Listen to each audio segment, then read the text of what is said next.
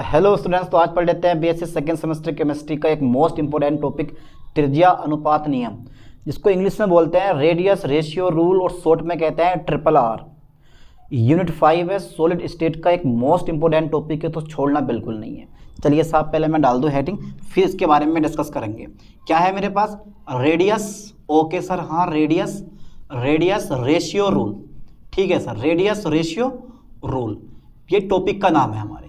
अच्छा, शॉर्ट में बोलते हैं इसको हम ट्रिपल आर। अरे वाह, क्या बात है। देखिए आपने ट्रिपल आर मूवी, याद कुछ होना हो लेकिन मूवी नहीं छोड़नी है भाई। तो ट्रिपल आर मूवी आपने देखी होगी, बस वही चीज़ है ये triple R, radius ratio rule. Short में कहते हैं इसको हम, शॉर्ट में कहते हैं, यानी कि हिंदी में बोलते हैं इसको त्रिज्या अनुपात नियम, ठीक है। चलिए साहब, होता क्या? कुछ नहीं होता है, बिल्कुल सिंपल सा टॉपिक है क्या? धनायन की त्रिज्या और ऋण आयन की त्रिज्या के अनुपात को रेडियस रेशियो कहते हैं, केवल रेडियस रेशियो कहते हैं।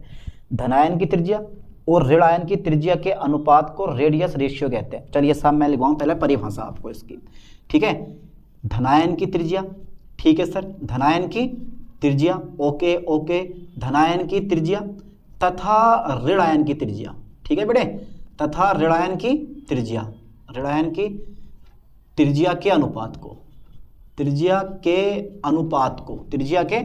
अनुपात को हम क्या बोलते हैं? त्रिज्या के अनुपात को रेडियस रेशियो कहते हैं, रेडियस रेशियो कहते हैं।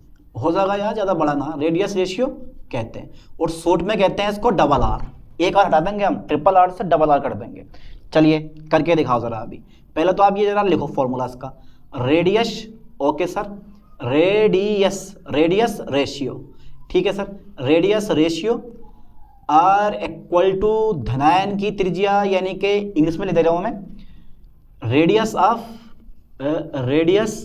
Of cation. बहुत बड़ा यूज है इसका, यानी कि कैटायन को हिंदी में कहते हैं धनायन, रेडियस ऑफ कैटायन, ठीक है सर, और रेडियस ऑफ एनायन, ठीक है, रेडियस ऑफ एनायन, यानी कि ऋण आयन की त्रिज्या। और शॉर्ट में अगर मैं लिखूं तो भैया रेडियस रेशियो डबल आर, और धनायन की त्रिज्या मैंने आर प्लस शो कर दी है और इसको मैंने शो करा आर माइनस से। अगर आप चाह रहे हो तो हेड की जगह आप इसके पैरों में भी प्लस माइनस लगा सकते हो। पैर मतलब नीचे ऊपर, नीचे होते हैं, ठीक है, नीचे लगा सकते हो। तो जहाँ मैंने प्लस लगाया वहाँ से प्लस उठा के इसके नीचे लगा दो, यहाँ से माइनस उठा के यहाँ लगा दो, मर्जी है आपकी। अभी ये रेडियस रेशियो रूल नहीं हुआ है, सिर्फ अभी ये रेडियस रेशियो हुआ जिसकी सहायता से हम किसी आयनिक क्रिस्टल की संरचना और कोऑर्डिनेशन नंबर फाइंड करने वाले हैं। चलिए साहब, वो तो अभी आगे देखेंगे, फिलहाल तो अपना नियम पहले याद करो कि सर ये नियम हमारे याद हो गया। ज़्यादा बड़ा प्रॉब्लम है नहीं, ज़्यादा बड़ी प्रॉब्लम है नहीं है, ट्रिपल आर आराम से याद हो जाएगा। अब पता होना चाहिए कि जो हमारा धनायन होता है उसका आकार बड़ा होता है या ऋण आयन का आकार बड़ा होता है। ज़रा मुझे बताओ किसका आकार बड़ा होता है? धनायन का आकार बड़ा होगा या ऋण आयन का आकार बड़ा होगा? तो भैया पता तुम्हें, धनायन आकार में छोटे होते हैं, ऋण आयन आकार में बड़े होते हैं। अच्छा, ऋण आयन आकार में बड़े होते हैं, इसलिए तो आपने नीचे रखा है और धनायन को हमने ऊपर रखा है, ठीक है। यदि धनायन की त्रिज्या बहुत बहुत छोटी है, किससे बेटे? आर से, और होती भी है, धनायन की त्रिज्या छोटी होती है ऋण आयन की त्रिज्या से, ठीक है। धनायन की त्रिज्या ऋण आयन की त्रिज्या छोटी होती है, जिसकी वजह से डबल आर का मान सदैव 1 से कम आता है। अगर किसी कंपाउंड में आप डबल आर निकाल रहे हैं, यानी कि रेडियस रेशियो फाइंड कर रहे हैं, और उसका मान 1 से ज्यादा आ जाता है, तो आपने सवाल गलत करा, क्योंकि रेडियस रेशियो का मान सदैव 1 से कम होता है। क्यों? उसका भी रीजन आता है। इसलिए कम होता है क्योंकि भैया हमारा जो ऋण आयन है ना, ये एनायन, इसका आकार बड़ा होता है, ठीक है। चलिए साहब, मैं लिख दे जाऊं, डबल आर यानी कि radius, okay sir, radius ratio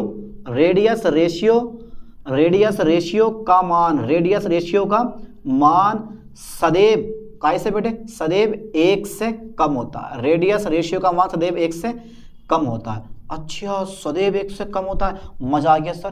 क्यों कम होता है? क्योंकि जो एनायन है, ऋण आयन है हमारा, एनायन का जो आकार होता है, एनायन का आकार बड़ा होता है। एनायन का आकार कैसा होता है बेटे? बड़ा होता है।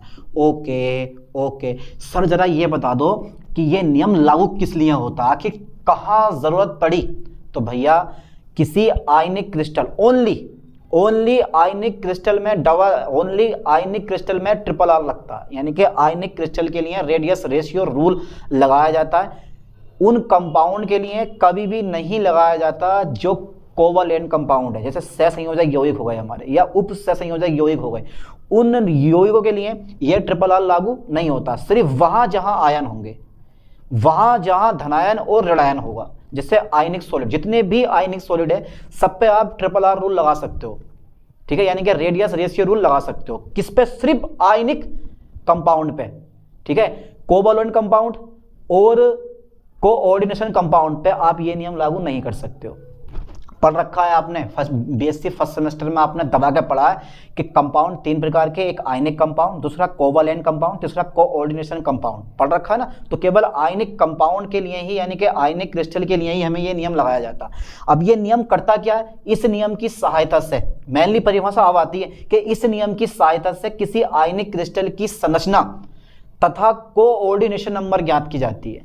यानी कि मैं लिख दे रहा हूं कि इस नियम की सहायता से, ठीक है सर, इस नियम की सहायता से, इस नियम की सहायता से, ओके, इस नियम की सहायता से किसी आयनिक क्रिस्टल की, किसी आयनिक क्रिस्टल की शेप मतलब संरचना, आयनिक क्रिस्टल की शेप बोल दो आप, आयनिक क्रिस्टल की, टेढ़ा हो गया थोड़ा सीधा करो उसको, आयनिक क्रिस्टल की, ठीक है, आयनिक क्रिस्टल की शेप बोल दो आप, ठीक है, आयनिक क्रिस्टल की शेप बोल सकते हो, आकृति बोल सकते हो या संरचना बोल सकते हो, ठीक है। इस नियम की सहायता से किसी आयनिक क्रिस्टल की शेप तथा कोऑर्डिनेशन नंबर ज्ञात की जाती है। मतलब कोऑर्डिनेशन नंबर, ठीक है, नंबर ज्ञात किया जाता है, ओके सर, ज्ञात किया जाता है। और क्या बोलते हैं हम इस नियम को? इस नियम को ट्रिपल आर कहते हैं। इस नियम को ट्रिपल आर मतलब रेडियस रेशियो कहते हैं, ठीक है सर, रेडियस रेशियो कहते हैं, ओके सर, मजा आ गया। इस नियम को रेडियस रेशियो नहीं, रेडियस रेशियो रूल कहते हैं, इस नियम को रेडियस रेशियो रूल कहते हैं। समझ में आया? तो इस नियम की सहायता से किसी आयनिक क्रिस्टल की शेप मतलब संरचना या आकृति तथा कोऑर्डिनेशन नंबर ज्ञात किया जाता है। एक पॉइंट तो मैं और बता दूं, जितनी धनायन की संख्या बढ़ेगी, यानी कि धनायन की त्रिज्या इंक्रीज होने पर धनायन की कोऑर्डिनेशन नंबर बढ़ता है, ठीक है। चलो इस लाइन को भी मैं लिखवा दे रहा हूं, यानी कि इंपॉर्टेंट लाइन है, धनायन की त्रिज्या बढ़ने पर, फोकस करना लाइन पर, धनायन की क्या बढ़ने पर? धनायन की त्रिज्या बढ़ने पर, ठीक है सर, धनायन की त्रिज्या बढ़ने पर, ठीक है, धनायन की, इसको इंग्लिश में कहते हैं हम कैटायन, धनायन की त्रिज्या बढ़ने पर धनायन की उप सहसंयोजन संख्या, जिसको हिंदी में इंग्लिश में कहते हैं कोऑर्डिनेशन नंबर क्या होता है बेटे? नंबर क्या होता है? बढ़ता है। कोऑर्डिनेशन नंबर हमेशा क्या होता है? बढ़ता है, इंक्रीज होता है, बढ़ता है। अब कैसे बढ़ता है वो देखेंगे एक चार्ट द्वारा, ठीक है। तो यहां तक का स्क्रीनशॉट लो, उसके बाद देखते हैं फिर जल्दी।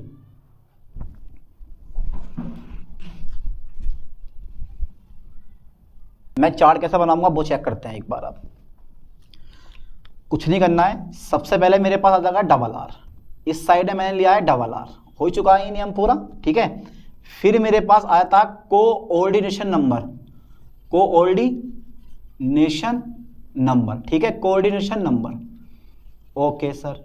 फिर मेरे पास आती है शेप मतलब आकृति कैसी होगी, संरचना कैसी होगी इसकी, और उसके बाद में आता है हमारे पास एग्जाम्पल, ओके सर, एग्जाम्पल आ जाता है, उसके बाद में हमारे पास एग्जाम्पल आ जाता है इसका, ठीक है सर, एग्जाम्पल वगैरह आ गए, ओके, डबल आर हो गया मेरे पास, ठीक है। चलो देखते हैं फिर। देखो अगर डबल आर का मान, लाइन पे ध्यान देना बेटे, अगर डबल आर का मान 0 से 0.155 आता है, अगर आर का मान, डबल आर का मान, इसको मैं बोल दूंगा यहाँ पे डबल आर बराबर हो जाएगा मेरे पास कितना? R plus upon R minus ion. अगर रेडियस रेशियो का मान 0 से 0.155 आता है, ठीक है, तो उसमें कोऑर्डिनेशन नंबर जो होंगे मेरे पास कितने होंगे बेटे? 2 होंगे, ठीक है। और जो आकृति होगी इसकी कैसी होगी? लीनियर होगी, ठीक है, लीनियर होगी। और जो एग्जाम्पल होंगे मेरे पास, छोटा सा एग्जाम्पल बिल्कुल, हाइड्रोजन फ्लोराइड होगा, ठीक है। अगर रेडियस रेशियो मेरे पास आता है 0.155 से और 0.225 तक, 225 तक, तो कोऑर्डिनेशन नंबर की संख्या तुम्हारे पास 3 होगी और जो आकृति होगी वो होगी ट्राइएंगुलर। कैसी होगी बेटे? ट्राइएंगुलर, ठीक है, ट्राइएंगुलर मतलब त्रिकोणीय या त्रिभुजीय, ठीक है। एग्जाम्पल होगा बोरोन ट्राइऑक्साइड, ठीक है, बोरोन ट्राइऑक्साइड या बोरोन ऑक्साइड, कोई दिक्कत नहीं है, ठीक है। अगर मेरे पास रेडियस रेशियो आता है 0.225 से 0.414, ठीक है, तो जो मेरे पास कोऑर्डिनेशन नंबर होगा वो मेरे पास कितना होगा बेटे? 4 होगा। कोऑर्डिनेशन नंबर कितना होगा तुम्हारे पास? 4 होगा। और आकृति होगी टेट्राहेड्रल, टेट्राहेड्रल, ठीक है बेटे, यानी कि चतुष्फलकीय। और एग्जाम्पल होगा इसका जिंक सल्फाइड। क्या होगा बेटे इसका example? Zinc sulphide. Okay sir. अगर मान लो मेरे पास रेडियस रेशियो आती है 0.414 से आती है 0.732, तो जो मेरे पास कोऑर्डिनेशन नंबर होगा वो कितना होगा मेरे पास? 6। 5 7 9 नहीं होता, 5 7 9 नहीं होता, ठीक है, 5 7 9 नहीं होता। क्यों नहीं होता वो भी हम चेक कर लेंगे एक बार कि 5 7 9 कोऑर्डिनेशन नंबर आता क्यों नहीं है। 6 आ गया मेरे पास।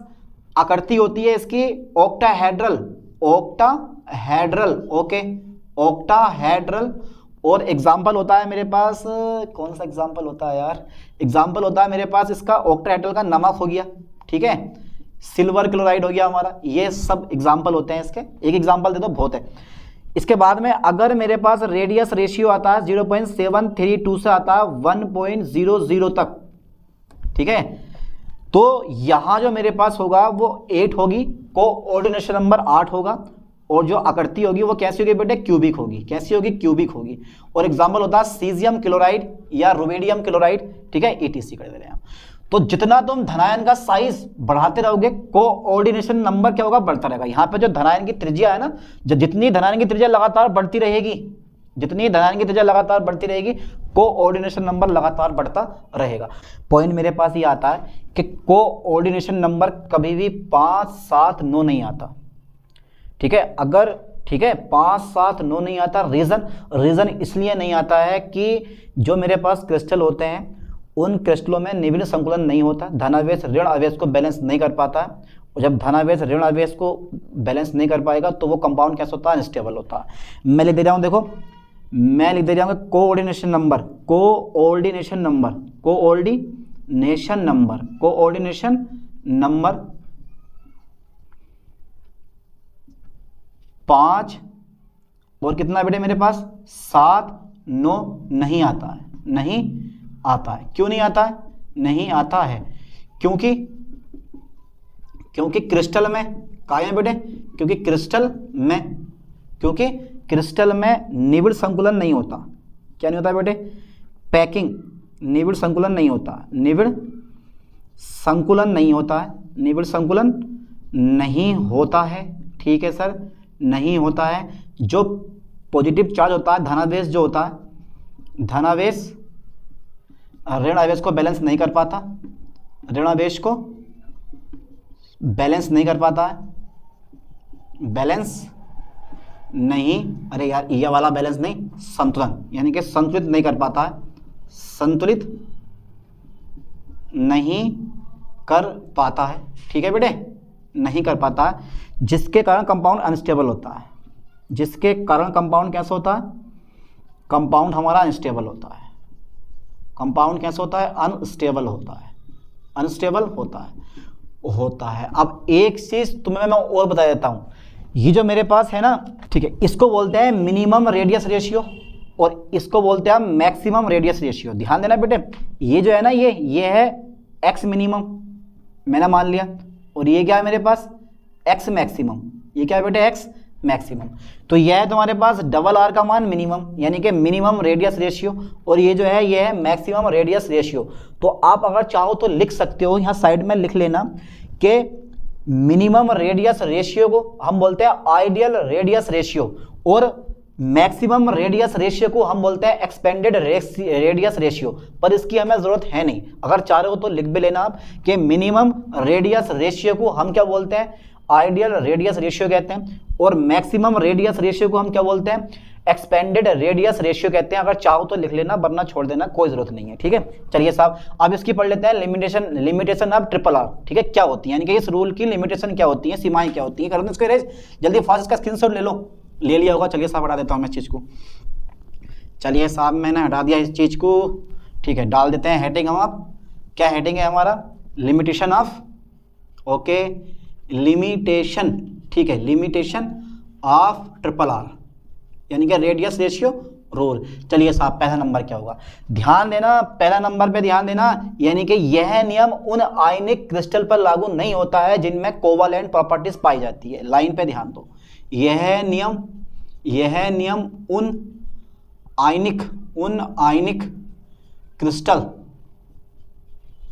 पर लागू नहीं होता है, ठीक है। ये नियम उन आयनिक क्रिस्टल पर लागू नहीं होता है जिनमें आयनिक काय में बेटे, जिनमें कोवलेंट प्रॉपर्टीज पाई जाती है, यानी कि सहसंयोजक गुण, कोवलेंट प्रॉपर्टीज पाई जाती है, ठीक है, पाई जाती है। ओके, सेकेंड लिमिटेशन हमारी आती है, यह नियम उन आयनिक क्रिस्टल पर लागू नहीं होता या उन आयनिक कंपाउंड पर लागू नहीं होता जिनमें स्वयं बदलने की क्षमता होती है, ठीक है। यानी कि यह नियम उन आयनिक क्रिस्टल या आयनिक यौगिक बोल सकते हो, उन आयनिक क्रिस्टल पर लागू नहीं होता